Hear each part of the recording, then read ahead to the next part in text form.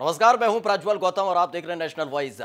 विदेश मंत्रालय ने विदेशी राजदूतों को जानकारी दी है। दरअसल पाक आतंकी कैंपों पर कार्रवाई की जानकारी साझा की गई। विदेश सचिव विजय केशव गोखले ने दी है जानकारी। यूएस, यूके, ऑस्ट्रेलिया के राजदूतों से जानकारी को साझा किया गया है। चाइना, रशिया और इंडोनेशिया से भी एयर स्ट्राइक पर बातचीत की गई। चाइना के राजदूत ने साउथ ब्लॉक से किया है walkout.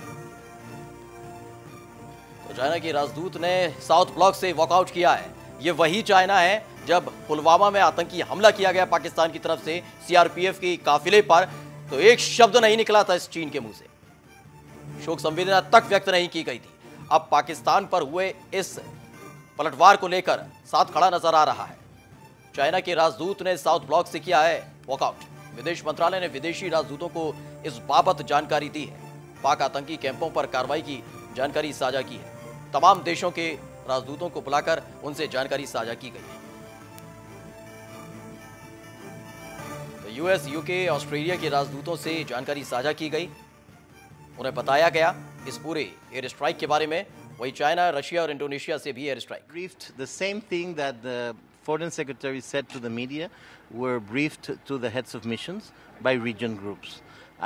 We are very satisfied that the Indian government and the Ministry of External Affairs has had such a rapid response in informing the heads of missions about what happened.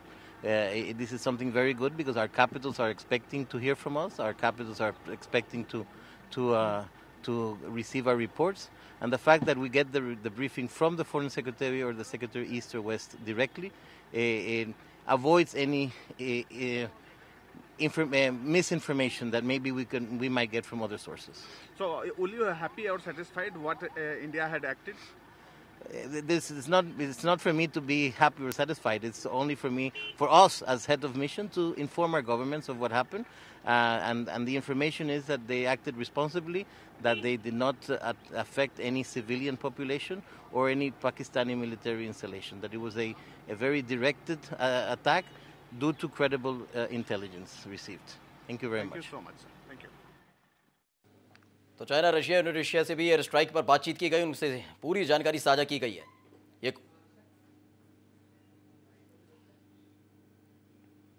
और भारत की कार्रवाई से अब पाकिस्तान में हड़कंप मचा हुआ है। पाकिस्तान से कल संसद का साझा सत्र बुलाया है। पाकिस्तान ने कल संसद का साझा सत्र बुलाया है। सूत्रों के हवाले से खबर है, भारत के एक्शन पर संयुक्त राष्ट्र जाएगा पाकिस्तान। पाक विदेश मंत्रालय भारत की कार्रवाई पर जानकारी देगा। सूत्रों के हवाले से खबर है, पाक संसद में आपको बता दें कि शेम शेम के नारे लगे थे। इमरान खान के लिए यह सम्मान परोसा गया है पाकिस्तान की संसद में। शेम शेम के नारे लगाए गए हैं पाकिस्तानी संसद के भीतर इमरान खान के लिए। पाक विदेश मंत्रालय भारत की कार्रवाई पर जानकारी देगा। तो हड़कंप मचा हुआ है पाकिस्तान के अंदर भारत की इस एयर स्ट्राइक के बाद। पाकिस्तान ने कल संसद का साझा सत्र बुलाया है। भारत के एक्शन पर संयुक्त राष्ट्र जाएगा पाकिस्तान, यह भी खबर निकलकर सामने आ रही है।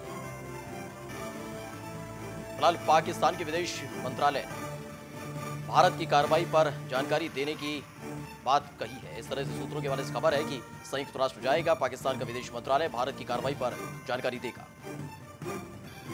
आज मानवाधिकार भी याद आएगा और तमाम तरह की नीति नियम भी पाकिस्तान को याद आएंगे। भारत के एक्शन पर संयुक्त राष्ट्र जाने का मन बना रहा है Pakistan.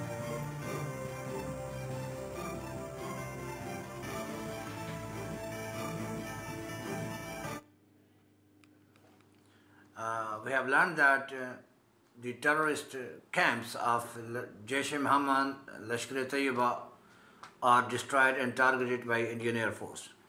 Indeed, it is need of the hour for the states not only to combat against the menace of terrorism, but to dismantle terror infrastructure wherever it is operating from. It is imperative to tell the world community and to tell the civil society of our countries that the terrorist organizations which are operating with the blessing of establishment of Pakistan are actually against the rights and the development of the entire region. The terrorist organization, particularly which are operating from Pakistani soil, should be disbanded. Nevertheless, the government of Pakistan, when it received regional and international pressure, used to say that these organizations have banned, but they have been openly staging rallies, they have been openly holding public processions in various cities of Pakistan, and they have been collecting money without any action पर संयुक्त राष्ट्र जाएगा पाकिस्तान। फिलहाल PoK से ये अब पुष्टि भी होती नजर आ रही है। तमाम जो लोग बोलते नजर आ रहे हैं, तमाम बड़े राजनेता, खुद उनके विदेश मंत्री ने भी इस बात की पुष्टि कर दी है कि हाँ, हमारे घर में घुसकर हमें आईना दिखाने का काम किया है हिंदुस्तान ने। ये पूरी स्थिति स्पष्ट होती नजर आ रही है और संसद के भीतर तो शेम शेम के नारे भी लगाए गए हैं। इमरान खान को आईना दिखाया गया। फिलहाल भारत के एक्शन पर संयुक्त राष्ट्र जाएगा पाकिस्तान। और आइए अब आपको सुनवाते हैं कि किस तरह से शेम शेम के नारे लगाए गए और क्या कुछ हुआ पाकिस्तान की संसद के भीतर। अफसोस हुआ आज कि जो पहले हालात आज हुए हैं, इसमें आज अपोजिशन को मुकम्मल बोलने दिया जाए। जब तक वजीर आजम आता है या डिफेंस मिनिस्टर आता है, इस अपोजिशन को, इस हाउस को ऑन करना चाहिए कि ये हमारा हाउस है, ये हमारी पार्लियामेंट है। मैं तो ये कहूंगा कि सलामती काउंसिल का इजलास जो चल रहा है, इसके साथ पाकिस्तान के जो लीडर्स हैं उनको एतमाद में लिया जाए, जो आज पार्लियामेंट के अंदर नहीं है। ज्वाइंट पार्लियामेंट का सेशन बुलाया जाए, ज्वाइंट कल ही बुलाया जाए, कल। आज की जरूरत नहीं है। अगर आज अनाउंस करेंगे कल बुलाएं, क्योंकि ये इमरजेंसी है, हालात तो बिल्कुल हालात तो बेकाबू होंगे ही पाकिस्तान के भीतर, क्योंकि जब आतंकियों के हाथ में आईएसआई की कमान होगी और आईएसआई सरकार को चलाएगी, सेना सरकार को चलाएगी, तो हालात तो बेकाबू होंगे ही। और उसका इस्तेमाल लगातार हिंद की धरती को लहूलुहान करने के लिए किया जाएगा, तो जवाब भी मुंह तोड़ ही मिलेगा। फिलहाल इस पूरे घटनाक्रम के बाद विदेश मंत्री पाकिस्तान के शाह महमूद कुरैशी ने क्या कुछ कहा, वो भी आपको सुनवा देते हैं। जारियत की है पाकिस्तान के खिलाफ, मैं इसको ग्रेव एग्रेशन कहूँगा। हमने बारहा उनको ये कहा, हमने दुनिया को हम मुत्तलिह करते रहे कि ये हरकत हो सकती है, लेकिन उन्होंने आज पाकिस्तान के खिलाफ जारियत की है। नंबर 1, ये लाइन ऑफ कंट्रोल की वायलेशन है, इसको मैं लाइन ऑफ कंट्रोल की वायलेशन तस्वर करता हूँ, और पाकिस्तान एक मुनासिब जवाब का हक और राइट टू सेल्फ डिफेंस रखता है। अभी 11 बजे वज़ीर आज़म ने इजलास बुलाया है, मैं उस इजलास पे जा रहा हूं और दफ्तर खारजा का नुक्ता नज़र उनकी खिदमत में पेश करूंगा। तो बौखलाया हुआ है पाकिस्तान पूरी तरीके से। लगातार इमरान खान 14 फरवरी की घटना के बाद कह रहे थे कि बातचीत से मसला हल कर लेते हैं, आतंकी जो वारदातें हुई हैं या आतंकवाद की जो बात लगातार कही जाती है उस पर भी बातचीत कर लेते हैं। लेकिन हिंदुस्तान के सख्त रवैये का असर ये हुआ कि आखिरकार अब जिस तरह की घटनाक्रम घटा, उसके बाद पूरा पाकिस्तान बौखलाया हुआ है। संसद के भीतर क्या हुआ वो भी हमने दिखाया, और विदेश मंत्री शाह महमूद कुरैशी ने क्या कहा वो भी हमने आपको दिखाया और सुनाया। फिलहाल बात आज यही होगी, अब की बार पीओके पार। और हमारे साथ कुछ खास मेहमान जुड़े हुए हैं। हमारे साथ मेजर JS यादव जी हैं, साथ ही कैप्टन SK द्विवेदी भी जुड़े हुए हैं, मेजर आशीष चतुर्वेदी जी, और हमारे एसोसिएट एडिटर आलोक पांडे जी भी हैं। सबसे पहले यादव जी आपसे जानना चाहेंगे, जिस तरह से पीओके तक तो कहा भी जाता था, लेकिन इस बार तो पाकिस्तान के भीतर घुसकर एयर स्ट्राइक की है, एक मुंहतोड़ जवाब दिया गया और बदला ले लिया गया। इसके बाद आगे क्या? क्योंकि लगातार देखिए पाकिस्तान अब कह रहा है कि हम संयुक्त राष्ट्र भी जाएंगे, तमाम तरह की बातें कहते नजर आ रहे हैं, पूरी तैयारी भी हमारी। इन चीजों के मायने क्या है? JS यादव जी। पाकिस्तान की सरकार और दुनिया के सभी देश ये जानते हैं कि पाकिस्तान ऑक्यूपाइड कश्मीर में कितने आतंकी ठिकाने हैं। इसकी जानकारी कई बार भारत सरकार इनको दे चुकी है, लेकिन इसके ऊपर पाकिस्तान की सरकार ने अभी तक कोई एक्शन नहीं लिया। और समय आ चुका था जब ये आतंकी ऑर्गेनाइजेशन, जिसमें जैश ए मोहम्मद, जिन्होंने सीआरपीएफ कॉन्वॉय में पुलवामा में अटैक किया, उनके ठिकानों को भारत सरकार और भारत इंडियन एयरफोर्स के हवाई जहाज़ों ने स्ट्राइक किया। ये काफ़ी दिन से ओवरड्यू था और ये मेरे ख्याल से उनको एक अच्छा सबक है कि इस तरह की कार्रवाई अगर वो भारत के अंदर करेंगे तो उनको इसी प्रकार का जवाब मिलेगा। जी, और एस के द्विवेदी जी हमारे साथ जुड़े हैं। द्विवेदी जी, आपसे जानना चाहेंगे कि मानवीय पक्ष लगातार हिंदुस्तान आगे रखता रहा है और जब ये स्ट्राइक की गई, एयर स्ट्राइक की गई, ये देखिए महत्वपूर्ण ये है इसमें कि इसमें सीधे तौर पर वही निशाने बनाए गए जो दहशतगर्द हैं, आतंकी हैं। ये सब कैसे संभव हो पाया? देखिए, अपनी इंटेलिजेंस, भारतीय सेनाओं का शौर्य, पराक्रम और मोराल जी, ये सदैव से बहुत हाई रहा है। ये अवश्य था कि ये कुछ बंदिशों में थे तो बहुत सारी चीज़ें जो चाहते थे वो भी नहीं कर पाते थे। अब जब ये 40 सीआरपीएफ के जवानों का कोल्ड ब्लडेड मर्डर, मैं उसको बार बार कहता हूँ, आपके चैनल पे पहले भी कह चुका हूँ, हुआ, तो ये देश जागा। देश में ये भावना आई कि अब केवल ये कहने से काम नहीं चलेगा कि हम बहुत बर्दाश्त कर चुके हैं, अब बर्दाश्त नहीं करेंगे जी। हमें ये दिखाने की आवश्यकता हुई कि हमारी क्षमता क्या है, हमारा शौर्य और हमारा पराक्रम क्या है।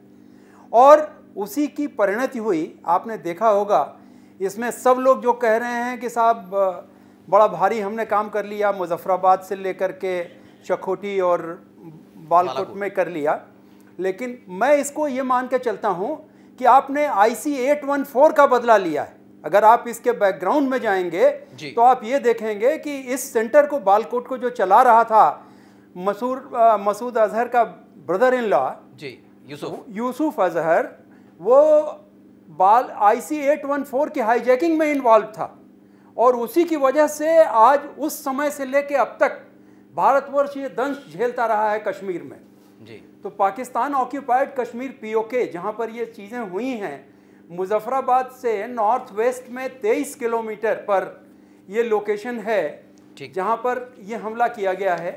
आपने देखा मिराज 2000 क्यों सेलेक्ट किया गया? पहले तो ये टैक्टिकल मूव था। जी जी जी। एयरफोर्स के एयर चीफ ने ये सारी प्लानिंग करके प्रेजेंट किया, प्रेजेंटेशन हुआ, प्रेजेंटेशन अप्रूव हुआ, सेना और एयरफोर्स का कोऑर्डिनेशन हुआ। पहली बार भी इस तरह का भी हुआ है 1971 की लड़ाई के बाद, जब एयरफोर्स और आर्मी का ये ज्वाइंट ऑपरेशन था। आप इसको एयरफोर्स का ऑपरेशन मानिए, लेकिन पूरी सेना स्टैंड बाई थी, पूरी सेना तैयार तत्पर थी। हमारे कमांडोज तैयार खड़े थे बॉर्डर पर कि कोई भी इमरजेंसी पड़ेगी तो हम लोग कूद पड़ेंगे। और सबसे बड़ी चीज़ जो थी, मिराज 2000 एयरक्राफ्ट जो होते हैं, जिनकी ख़ास बात ये होती है कि वो बहुत लो फ्लाइंग कर सकते हैं और उनमें जैमर्स की व्यवस्था है, जो इजरायली टेक्निक उसमें लगी हुई है, जिसकी वजह से वो सर्वेलियंस को धोखा देते थे। और उसी का फ़ायदा मिला कि हम इस 21 मिनट के ऑपरेशन में उनके 3 ठिकानों पर जा कर के जो हम चाहते थे वो कर लिए। Surface to air to surface missiles 1000 pound और 500 पाउंड्स की जो ये लेके गए थे, उसको टारगेट पर पिन पॉइंट करके गिराया। इससे सबसे बड़ी बात ये हुई कि हमको अगर ज़रूरत पड़ेगी तो हम आपके ठिकानों को घुस करके आपके deep inside enemy territory destroy करेंगे, लेकिन साथ में इस बात का ध्यान रखेंगे कि कोई सिविलियन कैजुअलिटी ना हो। ये देखिए बहुत बड़ी बात है कि उन्होंने निशाना जो बनाया वो उग्रवादियों के उस सेंटर को बनाया जहाँ पर उनके हैंडलर्स, उनके मास्टर्स, उनके गाइड्स, उनके आका लोग मौजूद थे। तो कोई भी जो लोग हताहत हुए हैं वो सामान्य सिविलियन नहीं हुआ, ये वो लोग दहशतगर्द हुए हैं जो लोग भारतवर्ष में या सीमावर्ती इलाकों में आकर के डिस्टर्बेंस फैलाने की कोशिश करना चाहते थे। लेकिन जिस तरह से आतंकी अपना कैंप बनाकर रहते हैं, अमूमन रिहायशी इलाकों में भी रहते हैं, तो बड़ी चुनौतीपूर्ण तो रहता ही है ये इंटेलिजेंस की बात थी। और इंटेलिजेंस का जो बिल्कुल पिन पॉइंट चीज आई जी, तो ये हिलॉक जंगल के बीच में ये पहाड़ी का इलाका है जहां पर इन्होंने ये अपना एक ट्रेनिंग सेंटर बनाया हुआ था और उसी को इन लोगों ने सेलेक्ट किया और उसको पिन पॉइंट करके टारगेट किया ताकि और इलाके अगल बगल के डिस्टर्ब ना हो। जी, हमारे साथ आशीष चतुर्वेदी जी भी हैं। चतुर्वेदी जी, आपसे जानना चाहेंगे, लगातार अब ये भी कहा जा रहा है, खबरें निकलकर सामने आ रही कि वो F-16 की बात लगातार कर रहा है पाकिस्तान। अगर हम मिराज की बात करें, हम सुखोई की बात करें, और F-16 जिसकी बात लगातार पाकिस्तान कह रहा है कि हमने अब तैनात कर दी हैं, तो कितने ताकतवर है उनका वो विमान, और हमारा मिराज में क्या क्या ऐसी खूबियाँ हैं जैसे हम आसानी से और ऐसे एयर स्ट्राइक्स आगे भी करते रहेंगे और मुँह तोड़ जवाब देते रहेंगे पाकिस्तान को? देखिए, एक बात तो तय है कि कोई भी हथियार जी, वो हथियार नहीं लड़ता है, लड़ता उसके पीछे जो इंसान है वो है। ठीक है ना? तो हथियार कितना कारगर है या कितना नहीं है, इससे ज़्यादा फ़र्क नहीं पड़ता है। जो उस हथियार का इस्तेमाल कर रहा है वो कितना कारगर है, कितना ट्रेंड है, सब कुछ उस पर निर्भर करता है। जो टेक्नोलॉजी की बात हो रही है, टेक्नोलॉजी इसमें जो है वो ऑपरेशन स्पेसिफिक होती है। बहुत ज़्यादा डिटेल्स इस पार्ट पे शेयर करना सही नहीं होगा। अगर हम इसको मोटे तौर पे देखें कि जो पाकिस्तान अपनी तैयारी कर रहा है, तो वो कुछ ना कुछ तो अपना जो, जिसे हम फेस सेविंग कहते हैं, कि अपनी इज्जत को बचाने की कोशिश कर रहा है, कि वो ट्रूप्स को मोबिलाइज़ कर रहा है, अपने जो एयरफोर्स के उनके स्क्वाड्रन्स हैं उनको आगे की तरफ बढ़ा रहा है। तो इस तरीके की कार्रवाई तो ज़रूरी है उनकी, वो कुछ ना कुछ तो करेंगे ही। अब उनकी बेइज्जती इतनी ज़्यादा हो चुकी है कि 2 बार सर्जिकल स्ट्राइक हुई हैं। एक बार जो है भारतीय सैनिक गए हैं उनके अंदर और वहाँ तबाही मचा करके आ गए हैं और उनको पता नहीं चला। दूसरी बार 10 या 12 मिराज अभी जो हैं वो जाते हैं, अंदर जाते हैं, बमबारी करते हैं और वापस आ जाते हैं, उनको फिर नहीं पता चला। तो ये उनकी सेना की बेइज्जती है, उनके देश की बेइज्जती है कि बगल का पड़ोसी देश 2 बार ऐसा करता है और उनको पता भी नहीं चलता है, और बिना किसी डैमेज कैजुअलिटी के हम लोग ऐसा एग्जीक्यूशन कर पाते हैं। तो जाहिर सी बात है, अगर दोनों बार ऐसी चीज़ें हुई हैं तो हमारी जो इंटेलिजेंस एजेंसीज़ हैं, जो इसका जो पूरा ब्यौरा देती हैं जब इससे पहले स्ट्राइक होती है, तो यहाँ बधाई उनको भी देनी चाहिए। लोगों ने बहुत जल्दी उंगलियाँ उठा दी थी पुलवामा पे कि इंटेलिजेंस फेलियर है।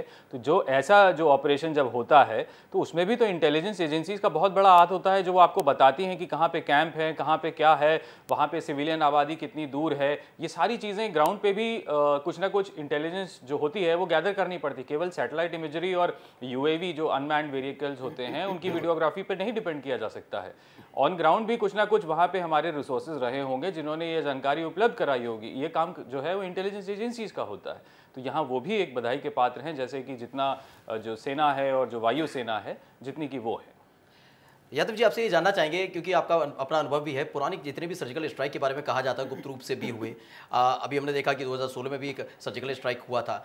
लेकिन इस मूवमेंट में, क्योंकि देखिए 14 फरवरी के बाद पाकिस्तान को लगने लग गया था, इमरान खान खुद सामने आए थे और लगने लग गया था कि देखिए कुछ ना कुछ तो हिंदुस्तान करेगा और बड़ा करेगा। जैसे कि अमेरिकी राष्ट्रपति डोनाल्ड ट्रंप ने भी कह दिया कुछ ना कुछ किया जाएगा। इतनी तैयारी होने के बावजूद भी पाकिस्तान के भीतर घुसकर हमने इतनी बड़ी एयर स्ट्राइक को अंजाम दिया, ये संभव कैसे हो पाया? क्या पाकिस्तान तैयार नहीं था, केवल गीदड़ भड़की दे रहा था? G S Yadav ji. पाकिस्तान पूरी प्रकार से इस बात से जानकार था कि इतनी बड़ी एक्शन के बाद भारत का कोई रिएक्शन होगा। जी। लेकिन मेरे ख्याल से ये ऐसी चीज़ों में एक बहुत बड़ा एलिमेंट होता है जिसे कहते हैं सरप्राइज़ एलिमेंट। जी। आज सवेरे मैंने कहीं पर एक पोस्ट देखा कि पाकिस्तान की आर्मी ने शायद इंडियन आर्मी के लिए पूरी तैयारी की थी और सडनली उन्होंने आउट ऑफ सिलेबस एयरफोर्स का इस्तेमाल करके पाकिस्तान को सरप्राइज़ किया। एक चीज़ मैं और कहना चाहता हूं जो मेरे साथी ने पहले बोली। आप एक चीज़ समझें कि इस पूरे ऑपरेशन में कितनी ज़्यादा प्रिसीजन रही कि किसी प्रकार का कोलैटरल डैमेज, यानी कि कोई सिविलियन कैजुअल्टीज़ या कोई ऐसा टारगेट जो आतंकियों से रिलेटेड ना हो, उस पर कोई डैमेज नहीं किया गया। It was purely terrorist related infrastructure and terrorist related targets which were selected and struck with precision. ये एक बहुत भारतीय वायुसेना की काबिलियत दिखाती है, जो कि कुछ दिन पहले वायु शक्ति के अंदर जैसलमेर के अंदर उन्होंने पूरी दुनिया को दिखाई थी। पहली बात ये। और दूसरी बात, ये जो sudden change to the narrative की जो पहले सोल्जर अंदर जाएगा और स्ट्राइक करके वापस लौटेगा, that angle was taken out and a surprise element of strike by air was introduced. Maybe इस सरप्राइज एलिमेंट से पाकिस्तान इतना प्रिपेयर्ड नहीं था जितना उसको होना चाहिए था। जी, और आलोक द्विवेदी जी भी हमारे साथ हैं, एसोसिएट एडिटर हैं हमारे।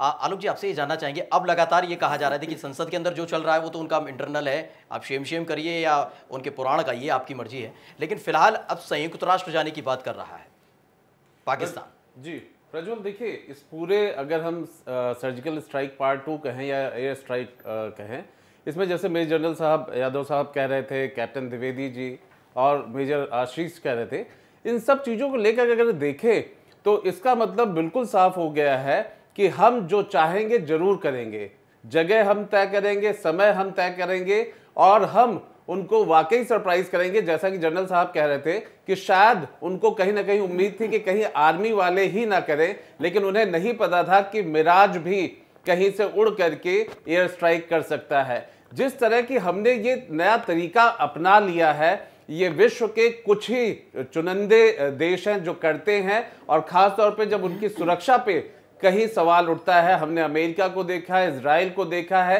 ये ऐसे कुछ देश हैं, और हमने भी पक्के इरादे से बिल्कुल आज दिखा दिया है। आज पाकिस्तान को अपना चेहरा देखना चाहिए। आज जो उनके संसद में हो रहा है वहाँ प्रधानमंत्री इमरान खान को देखना पड़ेगा। और रही बात ग्लोबली, हमने ग्लोबली उसको आइसोलेट किया। अगर आप देखें तो जैसा हम हमेशा कहते रहे हैं कि भारत एक बड़ा ही नेशनल और मैच्योर देश है। यहाँ जो कुछ भी होता है बिल्कुल जांच परख के ठोस होता है। सबसे पहले हमने उनको ट्रेड में आइसोलेट किया, फिर वाटर क्राइसिस को भी दिखाया कि हम तुम्हें कहीं का नहीं छोड़ेंगे। उसके बाद हमने उन्हें पॉलिटिकली ग्लोबल पे भी अलग थलग कर दिया और सिर्फ मुद्दा रखा टेरर, क्योंकि वहां टेरर कैंप चलता है, टेररिस्ट अटैक्स होते हैं। प्रॉक्सी वॉर सिर्फ और सिर्फ पाकिस्तान की धरती से निकल के विश्व में जा रहा है, ये मैसेज देने में भी हम कामयाब रहे प्रज्वल। और यही सब वजह है कि आज पाकिस्तान अकेला है, अभी भी उसमें कोई दम नहीं है, वो सामने नहीं आ पा रहा है। और हमने कंफर्म कर दिया है कि हमने एयर स्ट्राइक की है और दुनिया के अन्य देशों को भी बता दिया है कि जैश ए मोहम्मद को लेकर के हमने ये हमला किया है। हम अभी तक अपनी हर चीज को बहुत नीट, क्लीन और बहुत बोल्डली रख रहे हैं। कहा भी जाता है, कहावत है फौज में कि एक्शन स्पीक्स लाउडर, तो आज वो करके दिखा दिया है और बकायदा उसकी पृष्ठभूमि बनाई है। तो प्रज्वल, आज के बाद कम से कम पाकिस्तान को कई दफा सोचना पड़ेगा इस तरह की जो वो कायराना हरकत करता है, जिस तरह से टेररिज्म को सपोर्ट करता है। आज आईएसआई भी बैठ करके सोच रही होगी कि भारतीय सेना वो नहीं है, अब वो चारों तरफ 360 में घुमा देगी। प्रज्वल जी, द्विवेदी जी, आपसे यही जानना चाहेंगे, जिस तरह से आलोक जी ने अभी कहा कि अब सोचना पड़ेगा पाकिस्तान को। देखिए, जब भी सर्जिकल स्ट्राइक की बात की जाती है तो सबसे पहला नाम आता है इजराइल का, मोसाद का नाम आता है निकलकर। तो क्या लगता है कि ऐसी ही स्थिति अब खड़ी होगी? आपका अनुभव क्या कहता है? पाकिस्तान की फितरत में कोई बदलाव आएगा? नहीं, बदलाव लाना उनकी मजबूरी होगी। अब उनके पास कोई विकल्प नहीं रह जाता है। जो ये इंडियन एयरफोर्स ने अभी किया है एयर चीफ मार्शल धनोआ के कुशल नेतृत्व और गाइडलाइंस में और प्रधानमंत्री जी के देखरेख में, उसने इस बात को सिद्ध कर दिया कि हम कोई भी नॉनसेंस बर्दाश्त नहीं करेंगे जी। और उसी का नतीजा हुआ है कि ये एयर स्ट्राइक कितनी सक्सेसफुल हुई है। जहाँ तक मिराज 2000 का प्रश्न है, आपने बहुत सही कहा जी। इजराइल से हमारी जो निकटता इस बीच में पिछले 3-4 वर्षों में बढ़ी है, उसका फ़ायदा हमको मिला।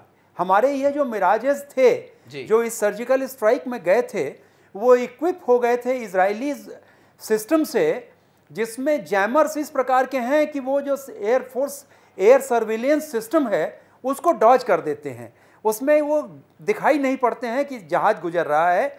और दूसरा, मिराजेस की जो ख़ास बात होती है कि वो डिप करके बहुत नीचे तक, ग्राउंड के बहुत नज़दीक तक आ जाते हैं, तो उससे उनको प्रिसीजन करने में, टारगेट को भेदने में बहुत सुविधा मिलती है, जो बाकी एयरक्राफ्ट्स में नहीं है, जो हमारे स्क्वाड्रन्स हैं। और उसका फ़ायदा हमको मिला। अब जैसा कि सभी लोग देख रहे हैं, हमारी सेनाएं, हमारे बहादुर जवान बहुत ही हाई मोराल में हैं इस समय, और वो तैयार हैं कि अगर थोड़ा सा और क्लियरेंस मिले तो जो गलती एक बार हो गई थी 1965 में कि हमें हाजीपीर वापस करना पड़ा था, हो सकता है वो स्थिति ना आवे। एक बार हम चढ़ें तो फिर वो पीओके से पी का नाम खत्म हो जाएगा, फिर वो कश्मीर का ही पार्ट रह जाएगा। वो स्थिति में हम लोग आ चुके हैं जी। जैसे यादव जी जिस तरह बता रहे हैं मिराज के बारे में, क्या F-16 की लगातार बात कर रहा है पाकिस्तान, F-16 उनका है क्या? क्या वाकई वो तमाम सुविधाओं से लैस है, जैसे कि मिराज के बारे में कही जा रही है, सुखोई के बारे में कहा जाता है कि रडार के को बिना छुए, बिना उसमें आए वो कुछ ऐसी गतिविधियों को अंजाम दे सकता है? देखिए, ऐसा है, ये कुछ ऑपरेशनल पैरामीटर्स हैं जी, जो आप भी जानते होंगे, ऐसी चीज़ें बात नहीं की जा सकती। लेकिन इस प्रकार की कार्रवाई करने से पहले सारी ऑपरेशनल पैरामीटर्स, जो कुछ एग्जिस्टिंग इंटेलिजेंस है Pakistani air defence, Pakistani radar systems के बारे में, उनकी बहुत डिटेल्ड स्टडी और विश्लेषण किया जा चुका है। और हर सिचुएशन के लिए हमारे पास एयरफोर्स, आर्मी के पास इसके विकल्प तैयार हैं। इस ऑपरेशन में जो बेस्ट पैकेज सूट किया वो एयरफोर्स ने इस्तेमाल किया। लाजमी नहीं है कि अगली बार अगर इसी तरह का कोई ऑपरेशन किया जाए तो यही पैकेज, यही हथियार, यही टेक्निक इस्तेमाल की जाए। इसकी कई टेक्निक्स, पैकेजेस होते हैं जो कि इस फोरम के अंदर हम बातचीत नहीं कर सकते। लेकिन मैं ये कहना चाहता हूँ कि हर ऑपरेशन, हर सिचुएशन के लिए एक कंटिंजेंसी और planning weapon package is prepared and ready. बिल्कुल आलोक जी, दोबारा वही सवाल मैं आपसे एक बार और पूछूंगा कि संयुक्त राष्ट्र के लिए लगातार जो गीदड़ भभकी एक बार फिर से दे रहा है पाकिस्तान, अब ये कूटनीतिक तरीके से हिंदुस्तान कैसे आगे बढ़ेगा अगर पाकिस्तान जाता है संयुक्त राष्ट्र? तो देखिए प्रज्वल, हम लोग अगर जो हम देख पा रहे हैं भारत सरकार की तरफ से, हम मल्टीटास्किंग कर रहे हैं इस वक्त। एक तरफ हमने सीमा पे सुरक्षा बल को अलर्ट रखा है, एयरफोर्स ने स्ट्राइक किया है। दूसरा, पॉलिटिकली हम इस पूरे घटनाक्रम को बहुत अच्छी तरह मैनेज कर पा रहे हैं, जहां हमारा समूचा विपक्ष सल्यूट कर रहा है, सरकार के साथ है। तीसरा, जो हमारे ग्लोबल कंट्रीज हैं, जो हमारा विदेशी देश हैं, उनको भी हम पूरे तरीके से समझा रहे हैं कि हमने क्यों एक्शन लिया, हम कितने मजबूर हो गए थे। हमने लगातार पाकिस्तान को 2016 का, 2001 का पार्लियामेंट में जब अटैक हुआ था, जब हम पठानकोट का, सब चीज़ों का प्रूफ दिए, लेकिन कुछ बात नहीं बनी, तो अंततः हमें ये एयर स्ट्राइक करनी पड़ी है।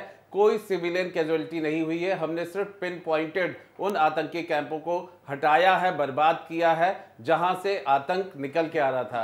बल्कि एक सवाल जनरल साहब से जरूर बनता है कि जनरल साहब, आपका पूरा का पूरा ये जो अनुभव रहा है, एक सवाल ये जरूर उठ रहा है कि व्हाट नेक्स्ट, अब इसके बाद क्या होगा? क्योंकि हम एयर स्ट्राइक करके आ गए हैं, क्या पाकिस्तान की आर्मी और उनकी जो डिफेंस है वो, उसके मन में क्या चल रहा होगा? क्योंकि आप सब लोग तो वॉर रूम में रहे हैं। जी जी, आप ही से जी यादव जी। देखिए, ऐसा है, ये इसे कहते हैं कैच 22 सिचुएशन। आज सवेरे एक पोस्ट मैंने पढ़ा जिसमें पाकिस्तान की ISPR, inter services public relation department, जिसके हेड एक पाकिस्तानी आर्मी के मेजर जनरल साहब होते हैं, उन्होंने ये कहा कि भारतीय वायुसेना के हवाई जहाज़ों ने LOC क्रॉस करी और हमारे हवाई जहाज़ उसके खिलाफ उड़ाए गए और वो जल्दी से मुड़ के वापस चले गए। नाउ, जैसे कि पिछली बार जो स्ट्राइक हुई थी उसके बाद पाकिस्तान ने कहा ऐसा तो कुछ हुआ ही नहीं था। जी जी। तो ये भी एक विकल्प है पाकिस्तान के पास कि माने ये ना माने कि ऐसा कुछ हुआ है, लेकिन इस तरह के प्रूफ अब सारी दुनिया में इतनी टेक्नोलॉजी है, ये सबको पता लग जाएगा कि इस प्रकार के स्ट्राइक हुए। अब इस समय LOC एरिया के अंदर पाकिस्तान के पास कुछ ऑप्शंस हैं। मैंने ख़ास तौर से LOC के ऊपर एम्फेसिस दिया क्योंकि जो इंटरनेशनल बॉर्डर का इलाका है उसके खिलाफ अगर दो देश कुछ हरकत करते हैं तो उसकी इम्प्लिकेशंस और उसके मतलब कुछ और हैं। तो पाकिस्तान के पास भी कुछ ऑप्शन हैं, या तो इसको निगलेक्ट करे कि ऐसा कुछ हुआ ही नहीं, जो उन्होंने पहले एक बार कर चुके हैं, या फिर इसी प्रकार की कोई एक और दुखद और घृणित घटना करें, ये दिखाने के लिए कि जो हम कह रहे हैं कि हमने इतने कैंप बर्बाद कर दिए उससे हमारे ऊपर कोई। लेकिन मैं ये फिर कहना चाहूँगा कि इस प्रकार की हर कंटिंजेंसी, हर तैयारी के लिए भारतीय वायुसेना, भारतीय सेना और भारतीय नौसेना पूरी प्रकार से तैयार है। जी जी, आपको रोकना चाहूंगा। इसी बीच एक बड़ी खबर है, पाकिस्तान के PM ने बुलाई है नेशनल सिक्योरिटी कमेटी की बैठक। विदेश मंत्री, रक्षा मंत्री की बैठक, इस बैठक में शामिल हुए हैं, तीनों सेनाध्यक्ष भी बैठक में मौजूद हैं। पाक सेना के कई बड़े अधिकारी भी इसमें शिरकत करने पहुंचे। तो पाकिस्तान की सेना के कई बड़े अधिकारी भी शिरकत करने पहुंचे हैं। पाकिस्तान पीएम ने यानी इमरान खान ने बुलाई है नेशनल सिक्योरिटी कमेटी की बैठक। तीनों सेनाध्यक्ष बैठक में मौजूद हैं। पाकिस्तान सेना के कई बड़े अधिकारी भी इसमें शिरकत करने पहुंचे हैं। तो तीनों सेनाध्यक्ष भी बैठक में मौजूद हैं। अब चिंता का विषय लगातार बना हुआ है पाकिस्तान के भीतर कि हम तो तैयार बैठे हुए थे, ये सब हो कैसे गया एकाएक। एक रात में वाकई दुनिया बदल कर रख दी है हिंदुस्तान ने पाकिस्तान की। जो सोचा नहीं था कभी इमरान खान ने, वे पहले तो गिरदड़ भटकी दे रहे थे और उसके बाद बातचीत की पेशकश करने लगे थे। ये तमाम चीजें उनके साथ ही वो तैयारी का हवाला भी देते नजर आ रहे थे, कहते नजर आ रहे थे कि हिंदुस्तान अगर कुछ करेगा तो पाकिस्तान सोचेगा नहीं, करेगा। अब करेगा कैसे, अब उसी पर चिंतन मनन मंथन चल रहा है। एक तरफ संसद के भीतर उन्हीं के नाम पर अब शेम के नारे लगाए जा रहे हैं, तो वहीं दूसरी तरफ अब पाकिस्तान इस बात को लेकर स्तब्ध है कि ये सब हुआ कैसे आखिरकार, क्योंकि तैयारी का हवाला तो लगातार दिया जा रहा था। सेना कह रही थी हम तैयार हैं, आईएसआई तो उनकी हमेशा तैयार रहती ही है और आतंकी तो वो पैदा करते ही हैं। फिलहाल इन सब के बीच सरकार अब घिरती नजर आ रही और इमरान खान की ये पहली तस्वीर है। हमले के बाद चेहरे के हाव भाव देखकर समझ सकते हैं कि किस तरह के हालातों से गुजरना पड़ रहा है। स्तब्ध और गुमसुम नजर आ रहे हैं और ये तस्वीरें अब लगातार आपको देखने को मिलेंगी। पाकिस्तान के भीतर से उनके राजनेता, उनके सेना के लोग, ये तमाम लोग इस बात को लेकर ही तो परेशान हैं कि आखिर हम इतने तैयार थे तो हो कैसे गया ये सब।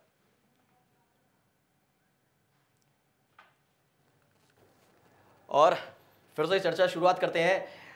कैप्टन एसके द्विवेदी जी, आपसे एक सवाल है ही महत्वपूर्ण, क्योंकि जिस तरह की स्थिति अब पाकिस्तान में देखने को मिल रही है, बैठ के कर रहे हैं, ये जो एयर स्ट्राइक है, हमने जरूर कहे कि 12 दिन लग गए, लेकिन ये एक सिलसिलेवार तरीके से सरकार ने पूरी प्लानिंग कर रखी थी। क्योंकि देखिए, सबसे पहले विपक्षी दलों के साथ बैठक की, उसके बाद देखा गया कि तमाम देशों के राजनयिकों को बुलाया गया, राजदूतों को बुलाया गया, उनके साथ बैठक की, उन्हें समझाया गया, बताया गया कि किस तरह से पुलवामा में आतंकी हमला किया गया पाकिस्तान के अंदर, पाकिस्तान की तरफ से हिंदुस्तान के अंदर, और उसके बाद ये कार्रवाई की गई। तो एक सोची समझी रणनीति के तहत 12 दिन लगे हैं और इन सब के बीच ये हमारी कूटनीतिक जीत भी मानी जाएगी। प्रज्वल, मैंने आपके ही चैनल पे आज से 1 सप्ताह या 10 दिन पहले इस बात को कहा था, जब ये पुलवामा की घटना हुई थी जी। हम लोग यहाँ शोक प्रकट कर रहे थे, तो मैंने कहा था कि इसमें कोई समयबद्धता नहीं होती है। ठीक, वॉर रूम की स्ट्रेटजीज जो होती हैं वो समय बता के नहीं तय किया जाता है। ये जैसा कि प्रधानमंत्री जी ने भी कहा था और रक्षा मंत्री जी ने, निर्मला सीतारमण जी ने भी कहा था कि हमने सेना को, वायुसेना को और नेवी को, तीनों को छूट दे दी है। वो अपनी योजना तैयार कर रहे हैं और वो काम करेंगे। साथ में पैरेलल अगर आप देखेंगे, नेशनल सिक्योरिटी काउंसिल जो होती है, उसमें आज से 6 महीना पहले अजहर मसूद को ग्लोबल टेररिस्ट डिक्लेयर करने के लिए भारत सरकार का प्रस्ताव पेंडिंग है, जिस पर चाइना ने वीटो लगाया हुआ है। एक कूटनीति जिसकी आप बात कर रहे थे, वो 6 महीना पहले शुरू हो गई थी कि हम अपना पक्ष यूनाइटेड नेशंस के सामने बहुत प्रभावशाली तरीके से रख रहे हैं। जब पुलवामा की घटना हुई होगी तो आपने देखा होगा, हमारे जितने भी पड़ोसी देश हैं, चाइना को छोड़ करके, सबने अपनी सहानुभूति व्यक्त की थी, अपना समर्थन दिया था भारतवर्ष को, चाहे वो अफगानिस्तान हो, चाहे वो नेपाल हो, चाहे वो भूटान हो। सबने ये कहा था कि ये बड़ी हृदय विदारक घटना है और हम सब दुख की इस घड़ी में भारत के साथ हैं। तो उससे एक जो कहते हैं एटमॉस्फेयर जनरेट करने की बात थी, वो हो गई थी। और अब अगर पाकिस्तान यूनाइटेड नेशंस में जाता है तो वो अपनी बात का ही खंडन करेगा। आज सुबह तक वो कह रहा था कि साहब LOC तो इन लोगों ने क्रॉस किया, वायलेशन ऑफ एयर बॉर्डर किया है, लेकिन हमें कोई नुकसान नहीं हुआ है। पहला अगर आप स्टेटमेंट उनका सुनेंगे, पाकिस्तान सरकार का, पाकिस्तान के विदेश मंत्री का, बाद में वो कहते हैं कि साहब ये जो है घुसाए और आकर के इन्होंने अटैक कर दिया। अभी तक उन्होंने ये नहीं कहा कि हमारी कोई सिविलियन पॉपुलेशन या सिविलियन प्रॉपर्टी का नुकसान हुआ है। जो नुकसान हुआ है वो टेररिस्ट्स का हुआ है। और अभी तक पाकिस्तान ये कह के बचता चला आ रहा है कि साहब हमारा इनसे कोई मतलब नहीं है। अजहर मसूद के 2 ऑर्गेनाइजेशंस को उन्होंने पुलवामा की घटना के बाद बैन कर दिया था, अगर आप गौर करें तो वो खुद जिम्मेदारी लेने को तैयार नहीं है। अब तो ये हालत हो गई है कि अजहर मसूद को कहिए वो धोबी का कुत्ता हो गया है, ना घर का है ना घाट का है जी।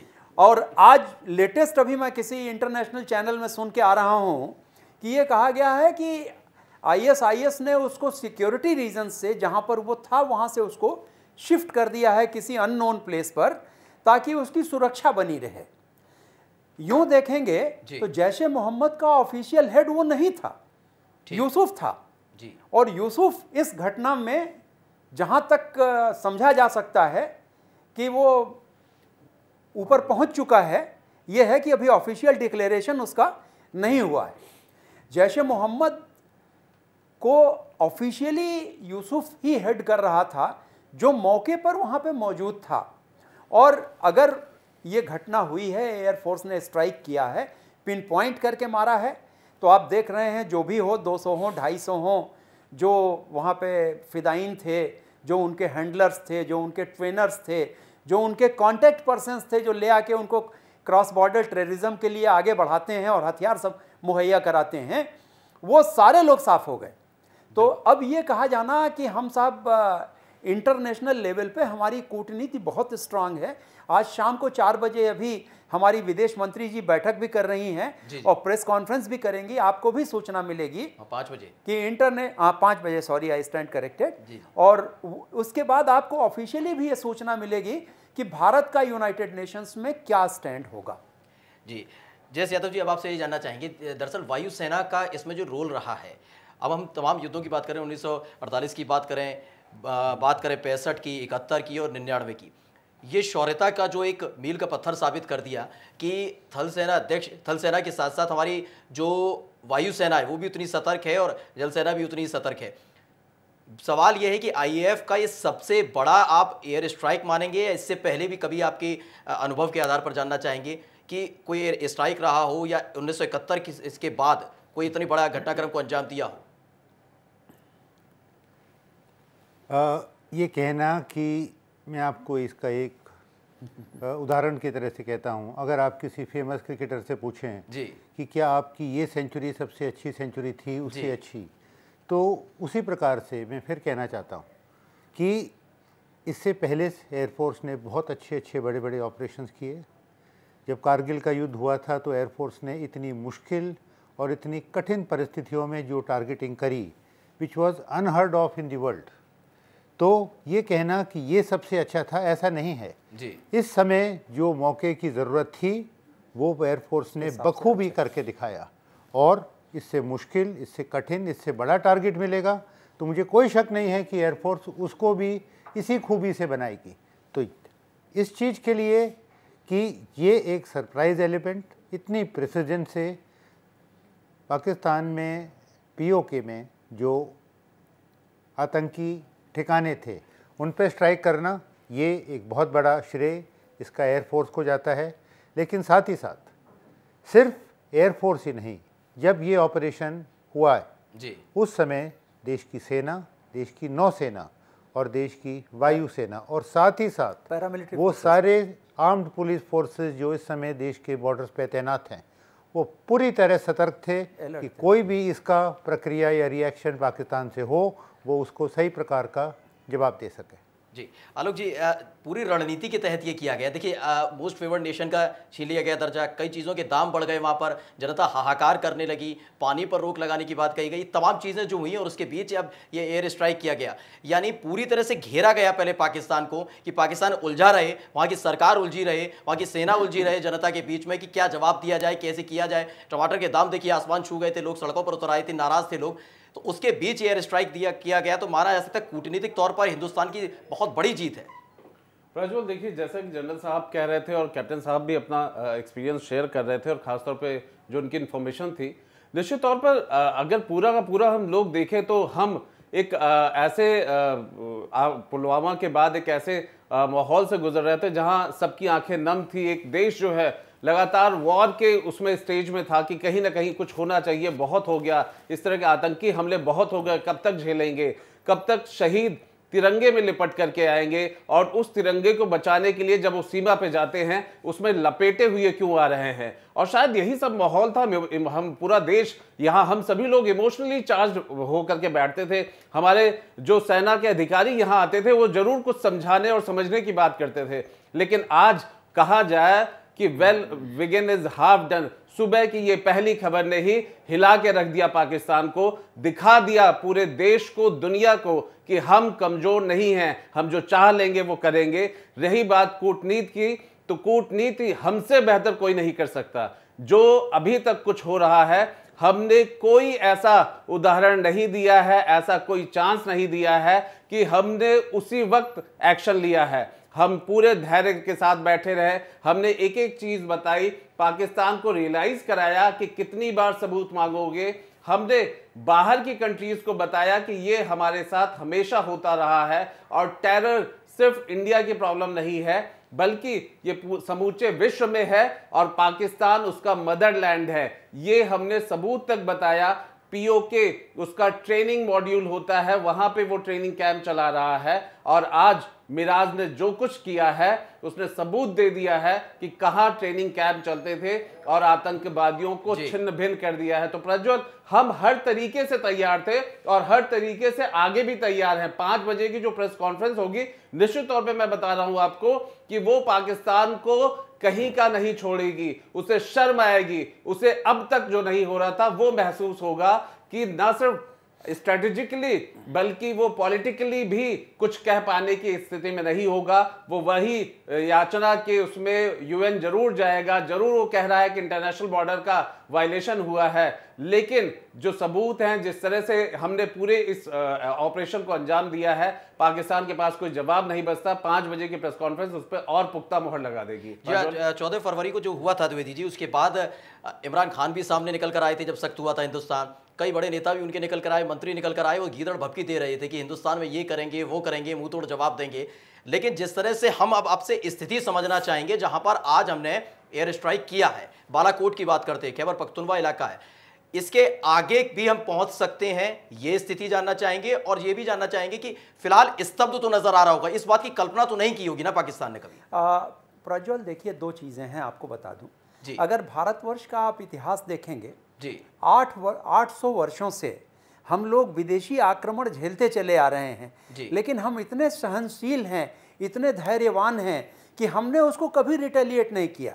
सोने की चिड़िया थी ये देश, और लोग लूट करके ले गए और हम आराम से देखते रहे। अब स्थिति ये आ गई है कि कम से कम हमारे पास जो कुछ बचा है हम उसको बचा तो लें, उसको सुरक्षित तो रख लें। और ये जो 2 कौड़ी के टेररिस्ट आ रहे हैं, जैसा कि आज किसी चैनल पर डिस्कशंस में मैं देख रहा था मॉर्निंग में, कि अब जो लिस्टेड टेररिस्ट हैं, चाहे वो जैश ए मोहम्मद हो या बाकी दोनों टेररिस्ट आउटफिट हैं, उनको मिला करके भारतवर्ष में उनका मूवमेंट 45 की संख्या रह गई है। और सेना के पास पुख्ता जानकारी हो गई है कि साउथ कश्मीर और नॉर्थ कश्मीर में कहाँ कहाँ हैं, बल्कि उनका फ्लश करने का काम उन्होंने आज सवेरे से शुरू भी कर दिया है, वो काउंट करके कर रहे हैं। हमें केवल निर्देशों की आवश्यकता होती है। देखिए, सुरक्षा बल बड़े ही अनुशासित, शांतिप्रिय, धैर्यवान लोग होते हैं, लेकिन ज़रूरत पड़ने पर, चाहे वो सियाचिन में -44 डिग्री में रहें, चाहे राजस्थान के डेजर्ट्स में +44 डिग्री में रहें, वो देश की सुरक्षा से किसी प्रकार का कोई समझौता नहीं करते हैं, और जल में, थल में, नभ में अपने जीवन को हथेली पर रख करके वो तैयार रहते हैं देश की सुरक्षा के लिए। इतना प्रभावी सैन्य बल दुनिया के इतिहास में किसी भी देश में नहीं है। इजराइल केवल एक देश माना जाता है जिसको कहते हैं कि हमारे पैरेलल उनके कमांडोज हैं। अब प्रश्न ये उठता है कि उनका उपयोग आप कैसे करते हैं, चाहे सर्जिकल स्ट्राइक म्यांमार में रही हो, या इसके पहले क्रॉस बॉर्डर रही हो, या वर्तमान में आपने एयर स्ट्राइक देखी। हम उनको केवल इतना बता देना चाहते हैं कि भाई तुम अपनी जगह पर बैठे रहो, ठीक से रहो, खाओ पियो, मौज करो, हम डिस्टर्ब नहीं करेंगे। लेकिन अगर तुम हमको डिस्टर्ब करने की कोशिश करोगे तो तुमको हम इस लायक नहीं छोड़ेंगे कि दुनिया के किसी फोरम पे तुम जा कर के उनसे याचना भी कर पाओ।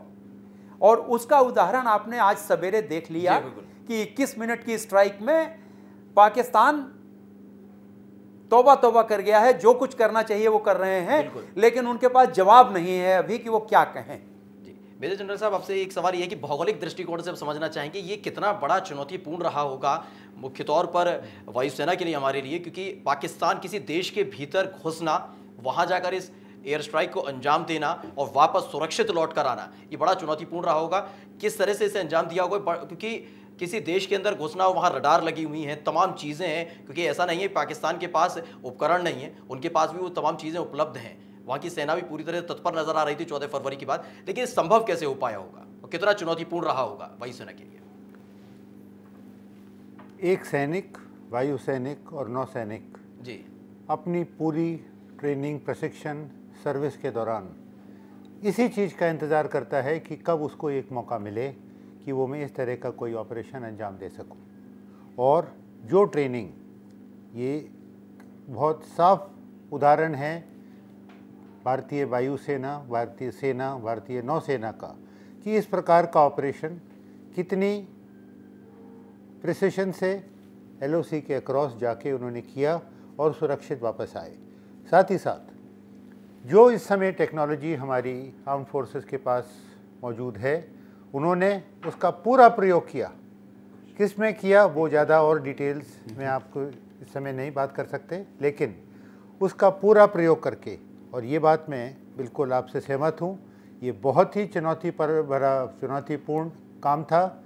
एक पायलट जो अपने एयरक्राफ्ट में वेपन लोड करके टेक ऑफ करता है और उसको पता है उसको hostile environment the moment he crosses the LOC, उसके ऊपर पाकिस्तान के एयर डिफेंस और जो भी उन्होंने वहाँ पर वेपन लगाए हैं उनसे फायर आ सकता है। ये उसकी करेज, ये उसकी शूरवीरता के बारे में जी कई चीज़ें कहता है।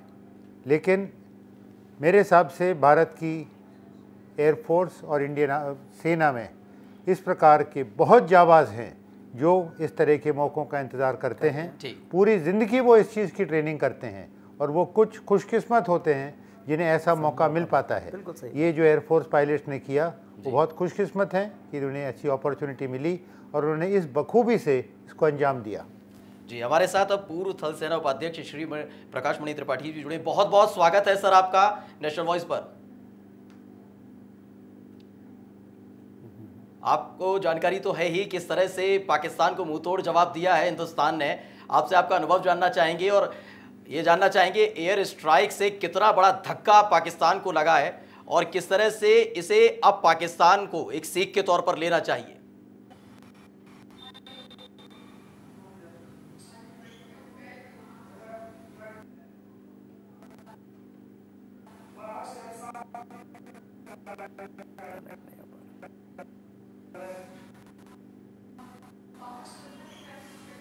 यकीनन ये धक्का लगा हुआ और हर दफे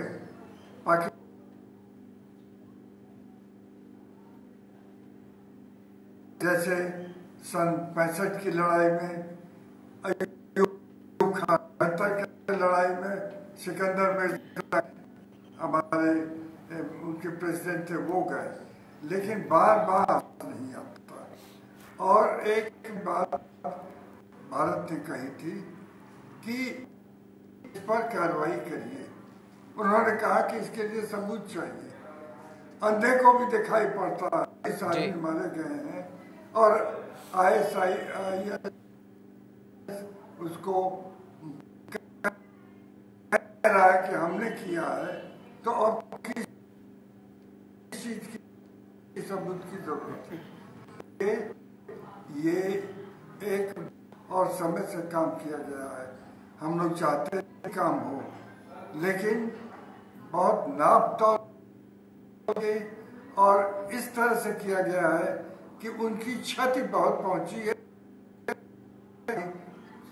90 सेना की कोई क्षति नहीं पहुंची। एक बहुत ही बड़ा ऑपरेशन है पाकिस्तान के लिए कि हमारे पास टेक्नोलॉजी भी है कि उनके ऊपर बार बार हम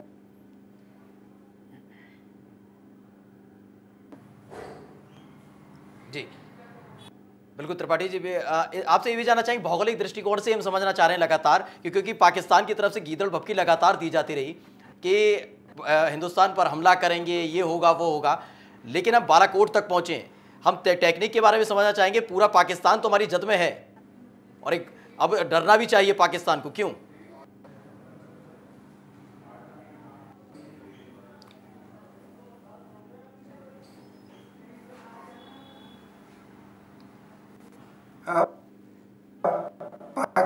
पाकिस्तान को मुगालता है जी, और वो अपने को मुगल पीरियड का शासक था जी। ये मुगालता पाकिस्तान टूट रहा है, आर्थिक रूप से टूट रहा है और अब सैन्य रूप से भी टूट जाएगा अगर भारत के साथ इस तरह बर्ताव करेगा। भारत बहुत सशक्त है, आर्थिक तरीके से सशक्त है और अपनी टेक्निक, अपनी इन्होंने जो कारगिल में बड़े बड़े ऊंचे पहाड़ कब्जा कर लिया था, जी जी, तो इनके खुद के जनरल में कि भारतीय सेना ने बड़े शूरता से उनको, लेकिन भारत के साथ एक समस्या है। हमारे लोग दिल 71 में को बंधक बना के हम लोग रहे थे, बहुत लोग बेबाक छोड़ दिया। इसी से इनकी आदत खराब है, कुछ लोग मरेंगे, उनके भी कुछ मरेंगे और फिर उसके बाद यथावत हो गया। 92,000 सैनिक। जी जी जी, बहुत बहुत धन्यवाद हमसे जुड़ने के लिए त्रिपाठी जी आपका, और सभी खास मेहमानों को बहुत बहुत धन्यवाद हमसे जुड़ने के लिए। फिलहाल अब की बार पीओ के पार, और हो सकता है कि अगली बार फिर से कोई हिमाकत करने की कोशिश पाकिस्तान ने की तो पीओ के तो छोड़िए, पूरा पाकिस्तान हिंदुस्तान की जद में है और कभी भी इसी तरह के अटैक आसमान से भी धरती से भी पाकिस्तान पर कभी भी हो सकते हैं। तो अभी तो फिलहाल ये एक तस्वीर थी, एक ट्रेलर था पाकिस्तान के लिए कि देख लो समझ लो, आगे पूरी फिल्म बाकी है। हमारी खास पेशकश में फिलहाल इतना ही। नमस्कार।